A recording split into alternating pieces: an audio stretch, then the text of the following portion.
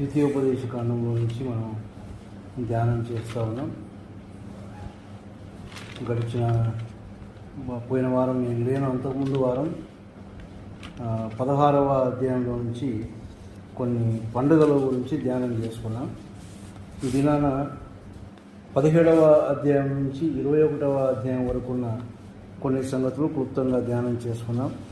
ఎందుకంటే ఇంకా అధ్యాయంగా ధ్యానిస్తే పూర్తి చేసుకోలేమన్న ఉద్దేశంతో అక్కడక్కడ ఉన్నటువంటి ప్రాముఖ్యమైన సంగతులను మాత్రమే ధ్యానం చేసుకున్నాం. ద్వితీయోపదేశకాండం 17వ అధ్యాయం 17వ అధ్యాయం 21, 22 వచనాలు చదువుకున్నాం. చివరి 2 వచనాలు. తాను తన సహోదరుల మీద గర్వించి ఈ ధర్మమును విడిచిపెట్టి కుడికి గాని ఎడమకు గాని తాను తొలగక ఉండునట్లు తన దేవుడైన యెహోవాకు భయపడి ఈ ధర్మశాస్త్ర వాక్యములన్నిటినీ ఈ కట్టడలను అనుసరించి నడవ నేర్చుకొనుటకు అతడు తాను బ్రతుకు దినములన్నిటను ఆ గ్రంథమును చదువుచుండవలెను. తర్వాత 18వ అధ్యాయం 9వ వచనాన్ని చదువుకున్నాం. నీ దేవుడైన యెహోవా నీకిచ్చుచున్న దేశమున నీవు ప్రవేశించిన తరువాత ఆ జనముల హేయ కృత్యములను నీవు చేయ నేర్చుకొనకూడదు. తర్వాత 19వ అధ్యాయం 1 నుంచి 3 వచనాలు చదువుకున్నాం. నీ దేవుడైన యెహోవా ఎవరి దేశమును నీకు ఇచ్చుచున్నాడో ఆ జనములను నీ దేవుడైన యెహోవా నాశనము చేసిన తరువాత నీవు వారి దేశమును స్వాధీనపరుచుకొని వారి పట్టణములలోను వారి ఇళ్లలోను నివసించున్నప్పుడు నీవు స్వాధీనపరుచుకున్నట్లు నీ దేవుడైన యెహోవా నీకిచ్చుచున్న దేశములో 3 పురములను వేరుపరచవలెను. ప్రతి నరహంతకుడు పారిపోవునట్లుగా నీవు త్రోవను ఏర్పరచుకొని నీవు స్వాధీనపరచుకున్నట్లు నీ దేవుడైన యెహోవా నీకిచ్చుచున్న దేశం యొక్క సరిహద్దులలోగా ఉన్న పురములను 3 భాగములు చేయవలెను. తర్వాత 20వ అధ్యాయం 1 నుంచి 4 వచనాలు చదువుకున్నా. నీవు నీ శత్రువులతో యుద్ధమునకు పోయి గుర్రములను రథములను మీకంటే విస్తారమైన జనమును చూచునప్పుడు వారికి భయపడవద్దు. ఐగుప్తు దేశంలో నుండి నిన్ను రప్పించిన నీ దేవుడైన యెహోవా నీకు తోడై ఉండును. అంతేకాదు మీరు యుద్ధమునకు సమీపించినప్పుడు యాజకుడు దగ్గరకు వచ్చి ప్రజలతో ఇలాగ చెప్పవలెను. ఇశ్రాయేలీయులారా వినుడి, నేడు మీరు శత్రువులతో యుద్ధము చేయుటకు సమీపించుచున్నారు. మీ హృదయములు జంకనీయకుడి, భయపడకుడి, వనకకుడి, వారి ముఖము చూచి బెదరకుడి.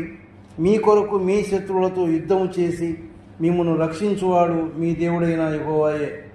ఇంకొక భాగాన్ని చదువుకున్నాం. 21వ అధ్యాయం 18 నుంచి 21 వరకు చదువుకున్నాం. ఒకని కుమారుడు మొండివాడై తిరగబడి తండ్రి మాట కానీ తల్లి మాట కానీ వినకయుండి వారు అతని శిక్షించిన తరువాతయును అతడు వారికి విధేయుడు కాకపోయినడల అతని తల్లిదండ్రులు అతని పట్టుకొని ఊరి గవిని యొద్ద కూర్చుండు పెద్దల యొద్దకు అతని తీసుకొని వచ్చి, మా కుమారుడైన వీడు మొండివాడై తిరగబడి ఉన్నాడు. మా మాట వినక తిండిబోతును త్రాగుబోతును ఆయనని ఊరి పెద్దలతో చెప్పవలను. అప్పుడు ఊరి ప్రజలందరూ రాళ్లతో అతని చావగొట్టవలను. అట్లు ఆ చెడుతనమును నీ మధ్య నుండి పరిహరించుదు. అప్పుడు ఇశ్రాయేలులందరూ విని భయపడుదురు. చిన్న మాట ప్రార్థన చేసుకున్నాం. కృపా కనికరము కలిగినటువంటి మా పరలోకపు తండ్రి, గొప్ప దేవ, మీ ఘనమైన శ్రేష్టమైన నామానికి స్తోత్రాలు. ఇంతవరకు పాటల ద్వారా మిమ్మల్ని కీర్తించగలిగాం. మరి వాక్య సహాయం కొరకై మీ దాసులు ప్రార్థించగా మేము ఆమేన్ అని ఉన్నాం ప్రభువా. మరి ఒకసారి వాక్య భాగములను చదువుకొని మీ వైపు చూస్తూ ఉన్నాం. మీ సహాయము లేకపోతే మేమేమీ చేయలేము నాయన. మీ యొక్క సహాయం, మీ యొక్క జ్ఞానం, మీ నడిపింపు మాకు అవసరం. అందుకోసమే మీ వైపు చూచి మొరపెట్టుకుంటూ ఉన్నాం. నిలవబడినటువంటి నన్ను సంపూర్ణంగా మరుగు చేయండి. జ్ఞానం లేని వాడను ప్రభువా, మీరే నాయన నన్ను మరుగుపరిచి ఇందులో ఉన్నటువంటి సంగతులను మాకు బయలుపరచమని, తద్వారా మీ యొక్క వాక్యమును ఎరిగినటువంటి వారమై మీ యొక్క వాక్యపు వెలుగులో మేము నడుచుకున్నట్టుకు సహాయం చేయమని మా ప్రభు అయిన యేసుక్రీస్తు నామంలో ప్రార్థించి వేడుకుంటున్నాం తండ్రి, ఆమేన్. ద్వితీయోపదేశకాండాన్ని ధ్యానిస్తూ దాదాపుగా దేవుని మహాకృపను బట్టి 16వ అధ్యాయం వరకు మనం ధ్యానించుకోగలిగాం. ఇంకా అధ్యాయాలుగా లేక వచనాలుగా ధ్యానిస్తే ముగించుకోలేము కనుక అక్కడక్కడ ఉన్నటువంటి ప్రాముఖ్యమైన కొన్ని సంగతులు మాత్రమే ధ్యానించుకోవాలన్న ఒక తలంపుతో ఈ దినాన 17 నుంచి 21వ అధ్యాయం వరకు ఉన్నటువంటి సంగతులను కొన్ని చదువుకున్నాను. అంటే దాదాపుగా 5 అధ్యాయాలు. ఈ 5 అధ్యాయాల్లో ఉన్నటువంటి ప్రాముఖ్యమైనటువంటి సంగతులను మాత్రమే చాలా క్లుప్తంగా ధ్యానం చేసుకుందాం.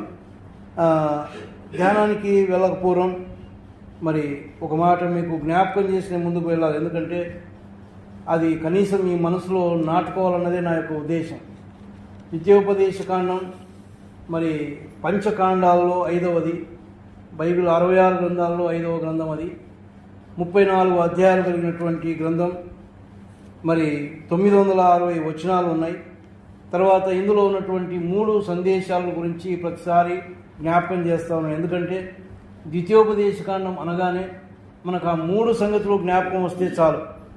అంటే ఆ ద్వితీయోపదేశకాండంలో ఉన్నటువంటి సారాంశం అదే. 34 అధ్యాయాలు ఉన్నప్పటికీ అందులో ఉన్నది 3 సందేశాలు. ఒకటి మొదటి నుంచి 4 అధ్యాయాల వరకు దేవుడు ఇశ్రాయేలుల విషయంలో ఏమి చేశాడో వాటిని గురించి రాయబడి ఉంది, లేక ఒక సందేశంగా మోసే వారికి చెప్పినట్టుగా మనం చూస్తాం. తర్వాత 5వ అధ్యాయం నుంచి 26వ అధ్యాయం వరకు, అనగా దాదాపుగా 22 అధ్యాయాలు దేవుని కొరకు మరి ఇశ్రాయేలు ఎలాగా దేవుడు లేక ఇశ్రాయేల్ నుండి దేవుడు ఏమి ఆశిస్తూ ఉన్నాడో, ఎందుకంటే వారి పట్ల ఏమి చేయాలో అది చేశాడు దేవుడు. మరి వారి నుంచి కూడా ఆయన ఆశిస్తూ ఉన్నాడు. ఏమి ఆశిస్తూ ఉన్నాడో ఆ సంగతులు మరి ఈ యొక్క 22 అధ్యాయాల్లో మనం చూస్తాం. తర్వాత 27 నుంచి 34 అధ్యాయాలు, అనగా దాదాపు 8 అధ్యాయాల్లో 3వ సందేశం ఏంటంటే దేవుడు ఇశ్రాయేల్ కొరకు ఏమి చేయబోతా ఉన్నాడో భవిష్యత్తులో దాని గురించి కూడా మరి సందేశం ఇచ్చినట్టుగా మనం చూస్తాం. ఈ 3 సందేశాలు ఇచ్చిన తర్వాత 34వ అధ్యాయంలో మోషే మరణించినట్టు ఆయన మరణాన్ని గురించి మనం చదువుతాం. కాబట్టి ఈ యొక్క 34 అధ్యాయాల్లో ఉన్నటువంటి సారాంశం ఇంతే. 3 వర్తమానాలు ఉండేది. అందులో మొదటి వర్తమానాన్ని మనం ముగించుకున్నాం. మరి అంటే దేవుడు ఇశ్రాయేలు పట్ల ఏం చేశాడు ఆ సమయంలో మనం జ్ఞాపకం చేసుకున్న మరొక సంగతి ఏంటంటే ఇశ్రాయేలు పట్ల దేవుడు ఏ కార్యమైతే చేశాడో అలాంటి కార్యమే లేక అంతకంటే గొప్ప కార్యం ఎందుకు పనికిరానటువంటి మన పట్ల కూడా దేవుడు చేసి ఉన్నాడు. వారినైనా దేవుడు ఏర్పాటు చేసుకున్నాడు. అబ్రహాము ద్వారా వారిని ఏర్పాటు చేసుకున్నాడు. వారు ఏర్పరచబడినటువంటి జనాంగం. కానీ మనము ఏర్పరచబడినటువంటి జనాంగం కాదు. అప్పుడు ఇశ్రాయేలుతో సహపౌరులం కాదు. కానీ యేసుక్రీస్తు ద్వారా మనం కూడా ఏర్పరచబడ్డాం. ఆయన సొత్తు అయినటువంటి ప్రజలంగా మనం ఉన్నాం. మన పట్ల కూడా దేవుడు చేసినటువంటి మహాకార్యములను గురించి మనం ధ్యానం చేసుకున్నాం. మరి 5వ అధ్యాయం నుంచి 16వ అధ్యాయంలో కూడా దేవుడు ఆనాడు ఇశ్రాయేల్ నుంచి ఏమి కోరుకుంటున్నాడో దాని గురించి ధ్యానం చేశాం. అదే సమయంలో ఈనాడు మన నుంచి ఏం కోరుకుంటా ఉన్నాడు దేవుడు. ఆయన్ని ఎలాగ ఆరాధించాలి, ఆయన్ని ఎలాగ గణపరచాలి, ఆయన్ని ఎలాగ ప్రేమించాలి, ఎలాగ సేవించాలి అన్న సంగతులు కూడా కొన్ని ధ్యానం చేసుకున్నాం. ఇంకా అదే అంశంలోనే మనం ఉన్నాం. ఎందుకంటే 26వ అధ్యాయం వరకు కూడా మనం చూసేది ఆ సంగతులే. కాబట్టి ఇప్పుడు 17 నుంచి 21 అధ్యాయంలో కూడా మనం చూసే అంశం అదే. దేవుడు ఇశ్రాయేల్ నుంచి ఏమి ఆశిస్తూ ఉన్నాడు, ఈనాడు విశ్వాసులమైనటువంటి మన నుండి దేవుడు ఏమి ఆశిస్తూ ఉన్నాడు. దేవుడు ఎప్పుడూ కూడా ఊరికే ఏమి ఆశించాడు.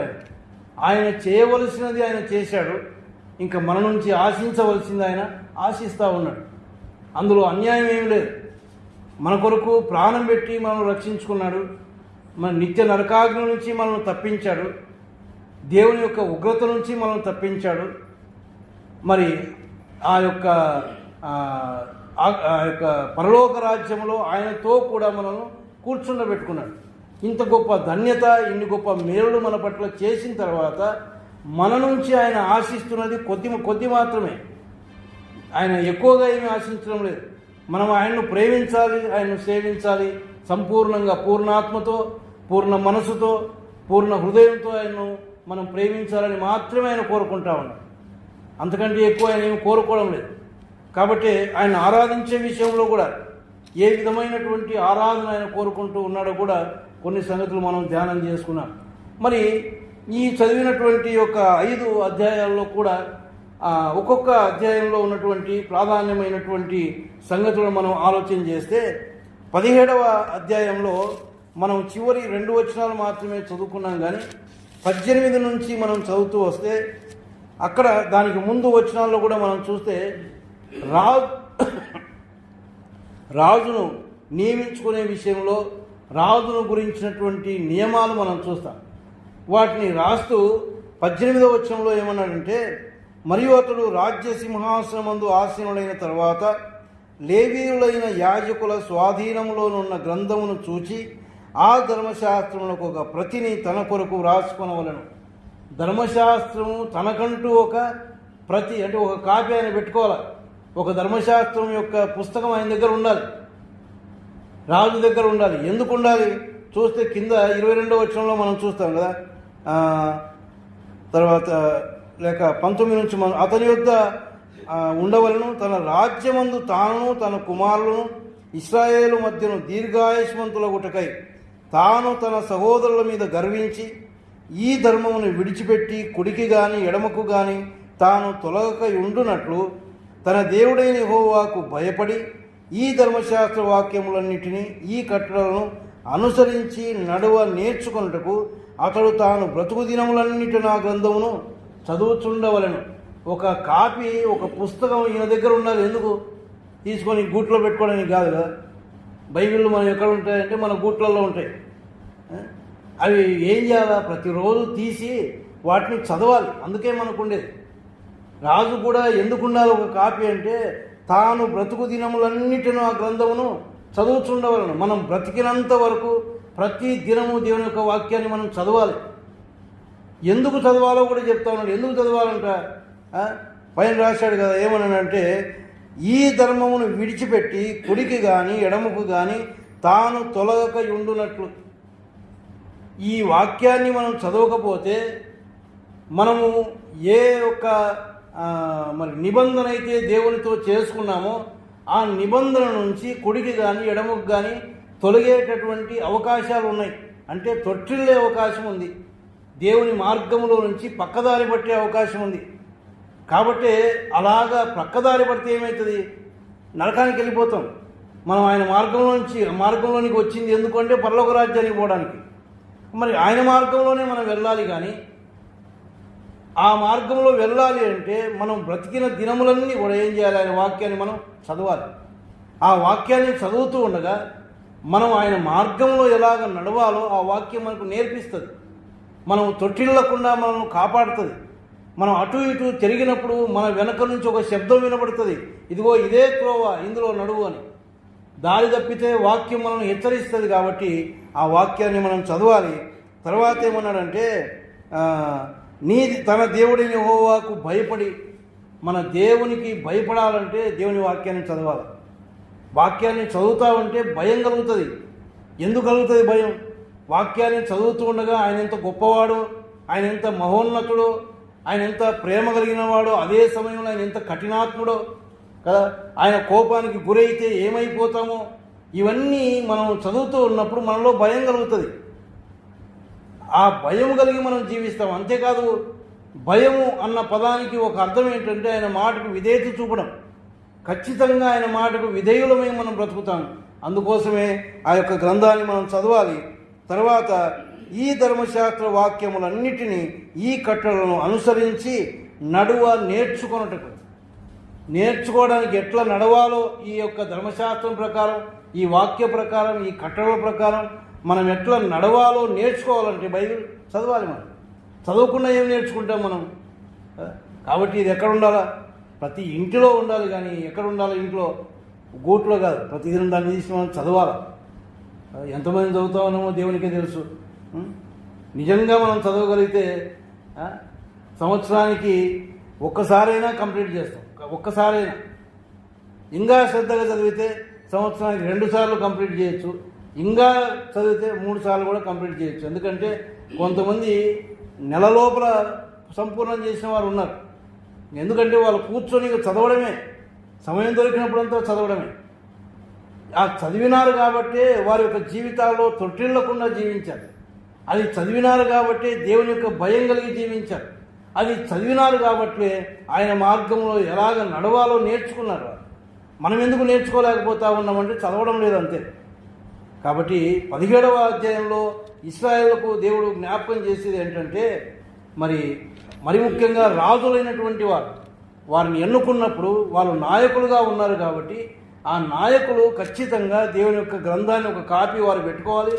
ప్రతి దినము బ్రతికిన దినములన్నింటినీ వారిని చదవాలి. మరి వాళ్ళు రాజులు చదవాలి, మనమెవరు? మనం కూడా రాజులమే కదా.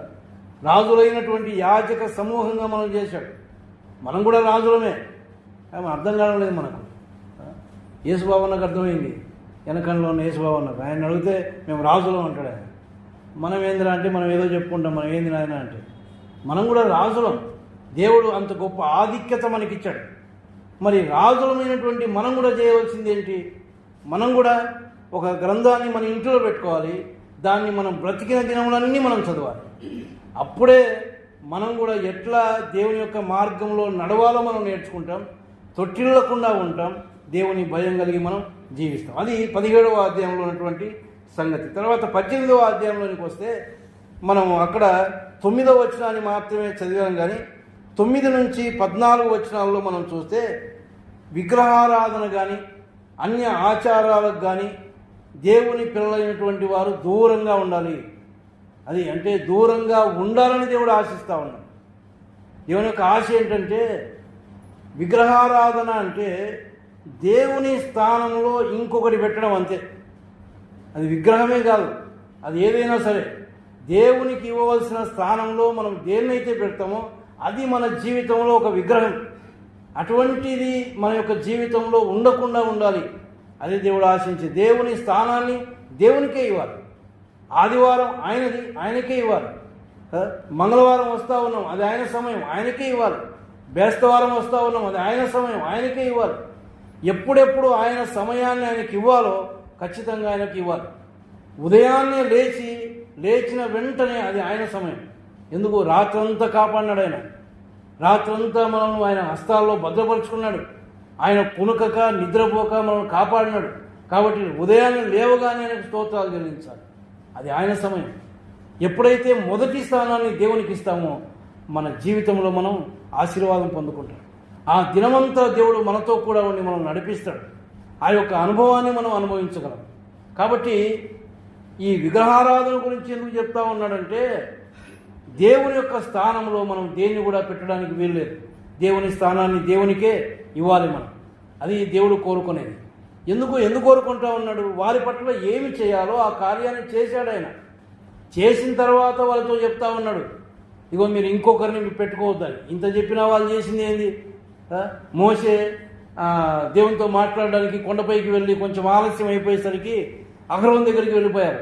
ఇగో ఆ మోషే అనేవాడు ఏమైపోయినాడో మాకు తెలియదు, మా ముందు మరి ఇప్పుడు నడవడానికి ఎవరు లేరు, ఒక నాయకుడు, ఒక దేవత మాకు కావాలి అని చెప్పి వాళ్ళ దగ్గర ఉన్న బంగారం అంతా ఇచ్చి ఒక దూడను చేసుకొని, ఇదిగో ఇశ్రాయేలు నిన్ను నడిపించిన దేవుడు ఇదే అంటావు. అంటే దేవుని యొక్క స్థానంలో వారికిగా వారి దగ్గర ఉన్నటువంటి బంగారంతో ఒక దూడను చేసుకున్నారు. మరి దేవుడు బాధపడ్డా, దేవుడు కోపగించుకున్నాడు. కానీ మోషే వారికి అడ్డుగా ఉండి మోషే ప్రార్థించగా విజ్ఞాపన చేయగా వారు తప్పించుకున్నారే కానీ లేకపోతే దేవుని యొక్క ఉగ్రత వారి మీదకి వచ్చేది. మనం కూడా దేవునికి ఇవ్వవలసిన స్థానం మనం ఇవ్వకపోతే దేవుని యొక్క ఉగ్రత మన మీద ఉంటుంది. ఎందుకు అంటే ఆయన ప్రేమించాడు మనల్ని, ప్రాణం పెట్టి మనల్ని ప్రేమించాడు. నరకానికి వెళుతూ ఉంటే, ప్రభువా నేను నరకానికి పోతున్నాను నాయన, నేను పాపాత్ముడను, నన్ను కనికరించు ప్రభువా, నా పాపాలు క్షమించు, పరలోక రాజ్యానికి వారసులుగా చేసుకో అంటే ఆయన మనల్ని క్షమించాడు. ఎన్ని పాపాలు చేసామో మనకు తెలుసు, కానీ ఏం అడగలేదు ఆయన. నాయన ఇన్ని పాపాలు చేసినావే అని ఏం మాట్లాడలేదు ఆయన. అడిగిన వెంటనే క్షమించాడు, పరలోక రాజ్యానికి వారసుడిగా చేశాడు. కాబట్టి ఇప్పుడు ఆయన నా స్థానాన్ని నాకు ఇవ్వు నాయన అంటూ ఉన్నాడు. ఆయన దగ్గర అన్యాయం ఏం లేదు. కాబట్టి మనము అలా, అంతేకాదు ఇంకో కొన్ని అన్యాచారాలు కూడా మనం చూస్తూ ఉన్నాం. వీళ్ళు ఏం చేస్తూ ఉన్నారంటే చూడండి, 9వ వచనంలో ఏమన్నాడంటే మధ్య భాగం, ఆ జనముల హేయ కృత్యములను నీవు నేర్చుకొనకూడదు. వాళ్ళు చేసేటటువంటి కొన్ని హేయమైన కార్యాలు ఉన్నాయి. హేయమైన కార్యాలు అంటే దేవునికి ఇష్టం కాని కార్యాలు, దేవునికి అసహ్యమైనటువంటి కార్యాలు. దేవుడు ఏదైతే కోరుకోవడం లేదో దాన్ని వాళ్ళు చేస్తూ ఉన్నారు. విగ్రహారాధన చేయొద్దు అంటే విగ్రహారాధన చేస్తారు, కొన్ని అన్య ఆచారాలు వద్దు అంటే అవే చేస్తారు. మరి ఇవన్నీ కూడా దేవుని అబద్ధం ఆడొద్దు అంటే అబద్ధం ఆడుతూ ఉన్నారు. అబద్ధములాడే పెదవులు యెహోవాకు హేయములు, ఆయనకు అసహ్యం అవి కదా, ఇవన్నీ ఉన్నాయి. మరి వారు అలాగ ఉన్నారు కాబట్టి ఆ జనముల హేయ కృత్యములను నీవు నేర్చుకోవద్దు. వాళ్ళని చూసుకొని నేర్చుకుంటూ ఉన్నాం కదా, లోకంలో ఉన్నాం. వాళ్ళ ద్వారా అబద్ధాలు ఒకటే కాదు, బూతులు కూడా నేర్చుకుంటూ ఉన్నాం. వాళ్ళు మాట్లాడే బూతులు మనం కూడా మాట్లాడతాం కొన్నిసార్లు. ఎందుకు అవి నేర్చుకుంటూ ఉన్నాం వాళ్ళ దగ్గర. ఎందుకు నేర్చుకున్నామంటే వాళ్ళతో సహవాసం చేయడాన్ని బట్టి. వాళ్ళకు దూరంగా ఉంటే అవి నేర్చుకోలేము, వాళ్ళతో సహవాసం చేసి నేర్చుకుంటా ఉన్నాం. ఇంకా కిందికి వస్తే ఏమన్నాడంటే, తన కుమారునైనను తన కుమార్తెనైనను అగ్నిగుండము దాటించు వానినైనను శకునము చెప్పు సోదగానినైనను మేఘ శకునములను కానీ సర్పశకునములను కానీ చెప్పువానినైనను చిల్లంగి వానినైనను మాంత్రికులనైనను ఇంద్రజాలకులనైనను కర్ణపిశాచి నడుగు వానినైనను దయ్యముల యొద్ద విచారణ చేయువానినైనా మీ మధ్య ఉండనీయకూడదు. వీటిని చేయు ప్రతివాడు యెహోవాకు హేయుడు. ఇవన్నీ చేసేవారు ఉన్నారు, అన్యులు చేస్తూ ఉన్నారు. వారు కూడా తెలియక చేస్తూ ఉన్నారు. వారు తెలిసి కాదు, వారు అజ్ఞానంలో ఉన్నారు కాబట్టి వారు చేస్తూ ఉన్నారు. వారి దగ్గర నేర్చుకొని దేవుని నమ్మే పిల్లలు కూడా అదే చేయడానికి వెళ్తూ ఉన్నారు. కాబట్టి అవన్నీ కూడా మీరు చేయకూడదు, వాటికి దూరంగా ఉండండి అని సెలవిస్తూ ఉన్నాడు. మరి ఇంకొక మాట ఎందుకు అలాగా అంటే 18వ అధ్యాయం 5వ వచనంలో ఏమనుందంటే, నిత్యము యెహోవా నామమున నిలిచి సేవ చేయుటకు నీ గోత్రములన్నిటిలోనూ అతని సంతతి వారిని నీ దేవుడైన యెహోవా ఏర్పరచుకొని ఉన్నాడు. యాజకులను గురించి లేవీయులను గురించి రాస్తా ఉన్నాడు. మనం కూడా రాజులైనటువంటి యాజక సమూహం, మనల్ని కూడా దేవుడు ఏర్పాటు చేసుకున్నాడు, ఎన్నుకున్నాడు. ఎందుకు? నిత్యము యెహోవా నామమున నిలిచి సేవ చేయడానికి, నిత్యము ఆయన సేవ చేయడానికి మనల్ని పిలుచుకున్నాడు. ఎల్లప్పుడూ ఆయన సేవ మనం చేయాలి, ఆయన ఆరాధించాలి, ఆయన్ను కనపరచాలి. అందుకోసమే మనల్ని ఆయన ఏర్పాటు చేసుకున్నాడు. కానీ మనం ఏం చేస్తూ ఉన్నాం? ఇతర అన్యాచారాలకు వెళ్ళిపోయి దేవునికి విరోధమైనటువంటి కార్యాలు మనం చేస్తూ ఉండగా దేవుడు వాటి విషయంలో దుఃఖపడతా ఉన్నాడు. అవి ఎలా ఉన్నాయంటే 18వ అధ్యాయం 9వ వచనంలో చెడు కార్యములు అన్నాడు కదా, హేయ కృత్యములు అంటే చెడు కార్యాలు. 10వ అధ్యాయం 11వ వచనంలో అవి మనలో ఉండకూడదు అని. ఏవేవైతే అక్కడ ఉన్నాయో అవన్నీ కూడా ఒక విశ్వాసలో కనబడడానికి వీలు లేదు అని మనం చూస్తాం. మరి యూదా రాజులు ఉన్నారు. యూదులు ఎవరు? దేవుని యొక్క జనాంగం. ఆ యూదా రాజుల్లో ఒక రాజు ఉన్నాడు. దినవృత్తాంతం 2వ గ్రంథం 33వ అధ్యాయంలో చూస్తాం. మనష్షే అనే ఒక రాజు ఉన్నాడు. ఆయన యొక్క తండ్రి హిజ్కియా మంచి రాజు ఆయన. కానీ అలాంటి తండ్రికి పుట్టినటువంటి వాడే, అలాంటి కుటుంబంలో పుట్టినటువంటి వాడే. కానీ ఆయన యొక్క జీవితాన్ని గురించి మనం చూస్తే చూడండి, దినవృత్తాంతంలో 2వ గ్రంథం 33వ అధ్యాయం. మనష్షే ఏలనారంభించినప్పుడు 12 ఏళ్ల వాడు యెరూషలేములో 50 సంవత్సరములు ఏలను.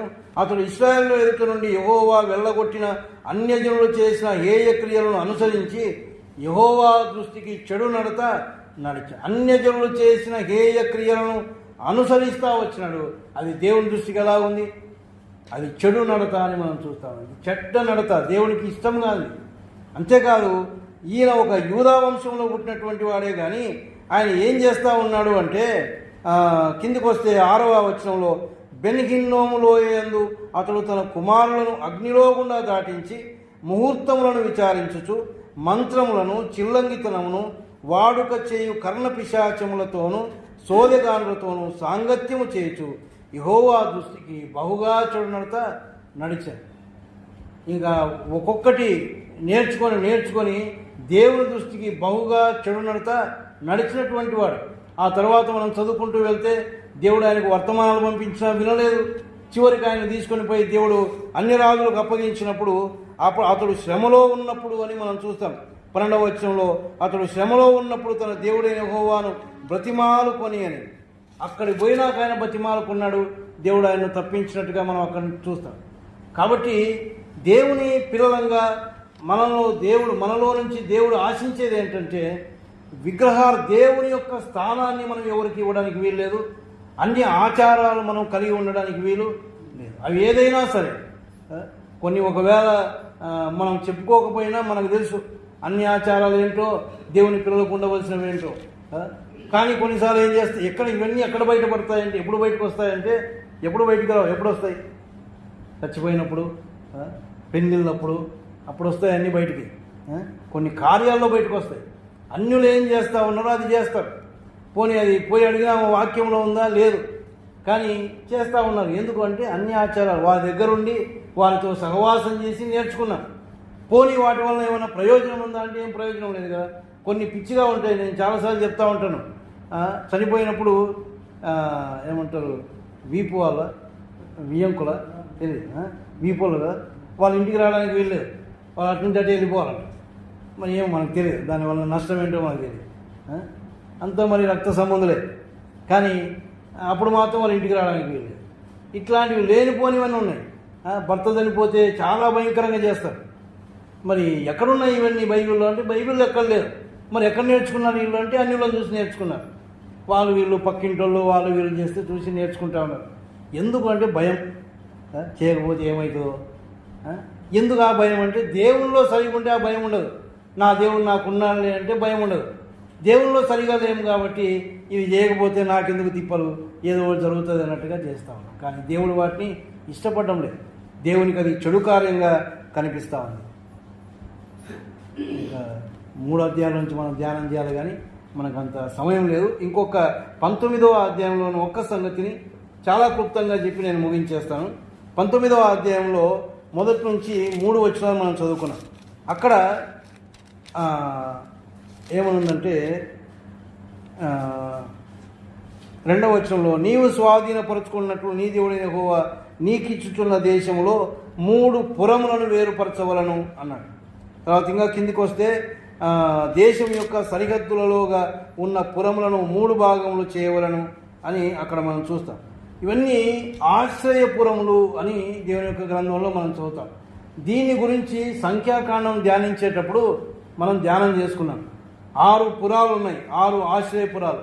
అవి ఎందుకున్నాయంటే ఎవడైనా పొరపాటున ఒకరిని చంపితే వాడు పరిగెత్తుకొని పోయి ఆ యొక్క ఆశ్రయపురంలోనికి వెళ్ళిపోతే వాళ్ళు ఎవరు కానీ ముట్టుకోవడానికి వీల్లేదు. అంటే ఆ ఒక ఆశ్రయం ఇచ్చేటటువంటి ఒక పురం అది. అలాంటి 6 పురములు ఉన్నాయి. వాటిని ఊరికి నేను పేరు మాత్రం జ్ఞాపకం చేస్తాను. యెహోషువ గ్రంథం 20వ అధ్యాయం 7-8 వచనాల్లో చదివితే కెదేషు, షెకెము, హెబ్రోను, బేసెరు, రామోతు, గోలాను అని 6 పురాలు ఉన్నాయి.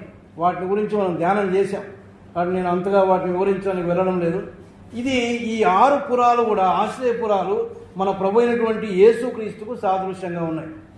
ఆనాడు వారు తెలియక పాపం చేసినప్పుడు, పొరపాటున పాపం చేసి పరిగెత్తుకొని వెళ్ళిపోయి ఆ ఆశ్రయపురంలోనికి చేరితే ఇంకా వాళ్ళని ఎవరు ముట్టడానికి వీల్లేదు. అలాగే మన ప్రభు అయిన యేసుక్రీస్తే మనకు ఆశ్రయపురం. మనం పాపం చేసినటువంటి వారం ఎప్పుడైతే మనం ప్రభువా నేను పాపి నేను ఒప్పుకున్నామో ఆయన మనకు ఆశ్రయ దుర్గమై మనకు రక్షణ ఇస్తూ ఉన్నాడు. ఇంకా ఏ శిక్ష లేకుండా కదా, మనకి ఏ శిక్ష లేదు. కాబట్టి ఇప్పుడు క్రీస్తు యేసునందు ఉన్న వారికి ఏ శిక్ష విధి లేదు. ఎప్పుడైతే యేసు ప్రభువును ఆశ్రయించామో మన పాపములన్నీ క్షమించబడ్డాయి. అన్ని శిక్షలు మనం తప్పించుకున్నాం. ఏ శిక్ష మన మీద లేదు. పరలోక రాజ్యానికి మనం దేవుడు వారసులుగా చేశాడు. కాబట్టి ఆశ్రయపురం మన ప్రభు అయినటువంటి యేసుక్రీస్తే. ఈ 3 సంగతులు మనం జ్ఞాపకం పెట్టుకుందాం. 17వ అధ్యాయంలో మనం ధ్యానించుకున్న సంగతి ఏంటంటే అక్కడ ఒక రాజును గురించినటువంటి నియమాలు మనం చూసుకున్నాం కదా. ఏం చేయాలి? ప్రతి ఒక్కరూ కూడా ఒక రాజ్యాన్ని ఏలాలి అంటే ఆయన దగ్గర ఒక ధర్మశాస్త్ర ఒక కాపీని ఆయన దగ్గర పెట్టుకోవాలి, ఒక ప్రతిని ఆయన దగ్గర పెట్టుకోవాలి. దాన్ని తాను బ్రతుకు దినములన్నీ చదవాలి. ఎందుకు చదవాలా అంటే ఆయన కుడికి కానీ ఎడమకు కానీ తొట్టిల్లకుండా దేవునికి భయపడడానికి, తన జీవితంలో మరి సరైనటువంటి మార్గంలో నడుచుకోవడానికి, కట్టడలను అనుసరించి నడువ నేర్చుకోవడానికి అది చదవాలి అని మనం జ్ఞాపకం చేసుకున్నాం. తర్వాత 18వ అధ్యాయంలో విగ్రహారాధన గురించి, అన్య ఆచారాలకు వీటికి దూరంగా ఉండాలని దేవుడు మనకు జ్ఞాపకం చేస్తూ ఉన్నాడు.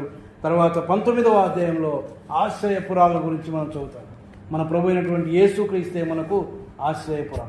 ఆయన ఆశ్రయించడం ద్వారా మనం శిక్ష నుంచి తప్పించుకున్నాం, రక్షణ మనకు దొరికింది. అది గొప్ప రక్షణ. ఆ గొప్ప రక్షణ మనకు అర్థం కావడం లేదు. ఆ రక్షణ ఇవ్వడానికి ఆనాడు వారు ఒక 6 పురములు ఏర్పాటు చేసుకున్నారు. 6 పురములోనికి వెళ్ళినప్పుడు వారు తప్పించుకున్నారు. కానీ యేసు ప్రభు వారు మనకు ఆశ్రయం ఇవ్వడానికి ఆయన ఉన్నతమైనటువంటి స్థితిని వదిలిపెట్టి ఈ లోకంలో ఒక దీనునిగా జన్మించి రక్తమాంసములు కలిగిన వాడుగా ఆయన పుట్టి మన కోసం తన ప్రాణమునే అప్పగించాడు. సిలువలో బలియాగం అయిపోయాడు. ఆయన బలియాగం కావడాన్ని బట్టి మన పాపాలకు ప్రాయశ్చిత్తం దొరికింది. ఎప్పుడైతే ఆయన దగ్గరకు వచ్చామో ఆయన మనకు గొప్ప రక్షణ, ఆయన యొక్క ఆశ్రయపురంగా మనము ఆయన దగ్గర ఆశ్రయాన్ని పొందుకుంటా ఉన్నాం. కాబట్టి ఈ సంగతులు మనం జ్ఞాపకం పెట్టుకుందాం.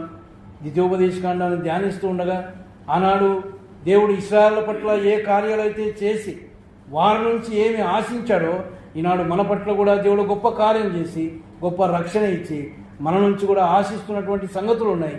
మరి అవి మనం అలాగ నడుచుకోవడానికి దేవుడు తన కృప మన పట్ల అనుగ్రహించునుగాక. ఆ మాటలు జ్ఞాపకం పెట్టుకుందాం.